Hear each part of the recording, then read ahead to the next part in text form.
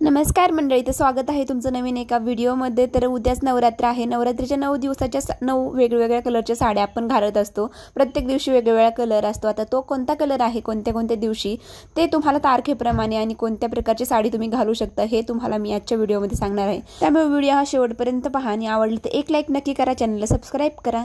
चला मग सुरुवात करूया। आता दिवस पहिला, तारीख कोणती आहे ती पहिल्यांदा आपण पाहूया, नंतर कलरचे नाव पाहूया। पहिल्यांदा तारीख आहे 22 सप्टेंबर आणि आपण प्रत्येक देवीचे पण नाव पाहणार आहोत। ज्या ज्या दिवशीचे जे कलर आहे त्या देवीचे नाव पाहणार आहोत। देवी शैलपुत्रीचा हा दिवस असतो। या दिवशी पांढऱ्या कलरची कोणतेही वस्त्र आपण परिधान करू शकतो। दुसरी माळ, दुसरा दिवस, तारीख आहे 23 सप्टेंबर। देवीचे नाव आहे ब्रह्मचारिणी देवी। या दिवशी लाल कलरचे कोणतेही वस्त्र आपण परिधान करायचे आहेत, खूप पवित्र मानले जातात। दिवस तिसरा 24 सप्टेंबर। या दिवशी आपल्याला शाही निळ्या रंगाची वस्त्र परिधान करायचे आहे। या दिवशीच्या देवीचे नाव आहे चंद्रघंटा देवी। दिवस चौथा 25 सप्टेंबर। या दिवशीचा रंग आहे पिवळा कलर।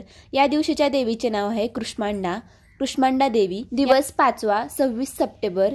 या दिवशीच्या देवीचे नाव आहे स्कंद माता। या दिवशी तुम्ही हिरव्या रंगाचे कोणतेही वस्त्र परिधान करू शकतात। दिवस सहावा 26 सप्टेंबर। या दिवशीच्या देवीचे नाव आहे कात्यायनी। या दिवशी तुम्ही राखाडी रंगाचे कोणतेही वस्त्र परिधान करू शकतात। दिवस सातवा माळ सातवी। या दिवशी काल रात्री देवीचे पूजन केले जाते। या दिवशीचा कलर आहे नारंगी रंग म्हणजेच केशरी रंग आणि 28 सप्टेंबर ही तारीख आहे। दिवस आठवा माळ आठवी 29 सप्टेंबर ही तारीख आहे त्या दिवशी। या दिवशी मोरपंखी कलरचे कोणतेही वस्त्र आपण परिधान करू शकतो। देवीचे नाव आहे महागौरी देवी।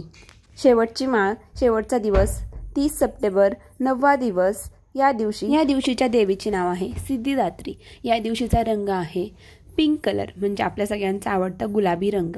तर असे होते नवरात्रीचे 9 रंग आणि 9 देवींचे नावं। कसे वाटले तुम्हाला कमेंटमध्ये नक्की सांगा। आवडला तर एक लाईक नक्की करा, चॅनलला सबस्क्राइब करा।